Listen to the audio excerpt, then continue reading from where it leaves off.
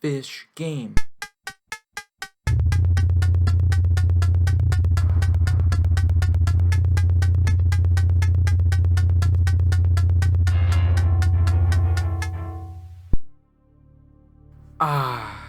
What a unique and calming experience.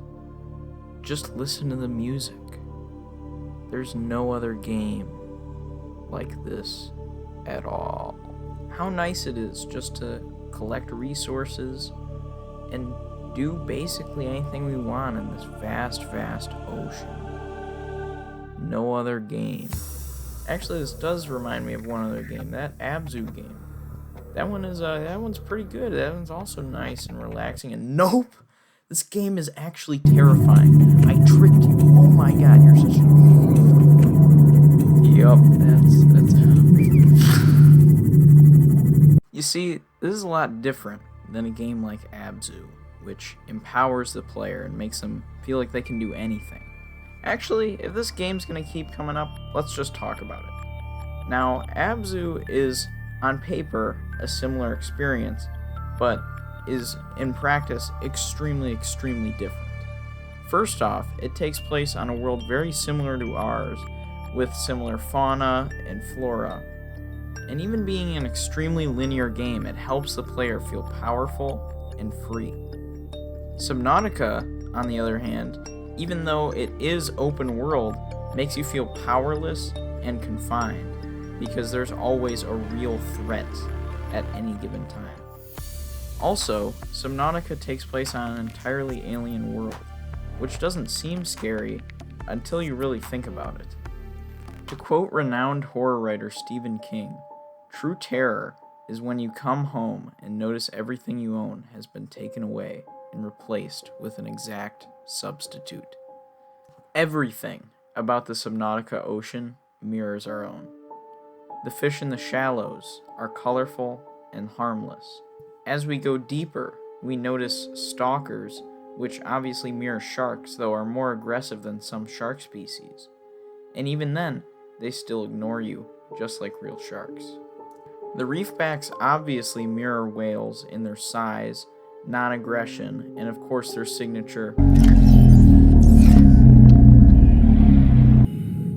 And the leviathans symbolize what we fear, being in the ocean. Always in the back of our minds as we float along the abyss, never to have truly faced anything not created by our own sick, twisted imaginations of what might be in the unexplored depths below.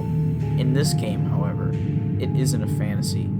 Everything we think is down there, or was down there, is. Logic your way out of this one, bucko! This feeling of dread is heightened by the fact that, for the most part, there's nothing you can do. The means of defending yourself in this game boil down to stunning your opponent with the stasis rifle, which only lasts a few precious seconds.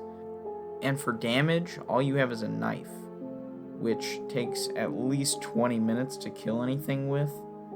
Later in the game, you can use the prawn suit's arms to attack, but it still takes several minutes to kill anything, and expect retaliation. If you go into this game wanting to fight stuff, I gotta warn you, you are in for a bad time. The game, instead, heavily focuses on exploration, with beautiful, distinct biomes with tons of biodiversity. You progress by putting materials you only get in that biome, meaning by the end of the game, you'll know the world well and have experienced at least a taste of each part of it, due to you needing materials from certain parts of the world. The story is also stellar, with a satisfying ending and it leading to many interesting locations with a good amount of extra lore sprinkled in, if you're willing to dive just slightly below the surface. Get it? Dive? Yeah, I know. It has a ton of voice and text logs that fill in extra backstory of the world, and some characters not met by the player to keep you interested and entertained between exploration, material gathering, and building. Now, the reason you never see anyone may be because they're dead. They're all dead. It does a very good job of making you feel isolated, because we all know we aren't getting enough of that recently.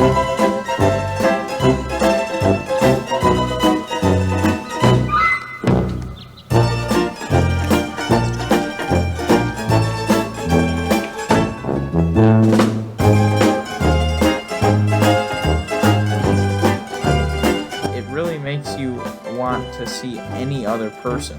So even hearing the voice logs makes you attached to it, as it is some of the only interaction in the game. There are parts where the game gives you hope, but all these leads go nowhere, driving home your loneliness. This all comes together to make an experience like no other. However, not without its flaws. And by flaws, what I mean are bugs. I personally have experienced several almost game-breaking glitches. Once, while visiting the Aurora, I got stuck inside the Aurora. Thankfully, I glitched my way out, but then it happened again, forcing me to repeat the process.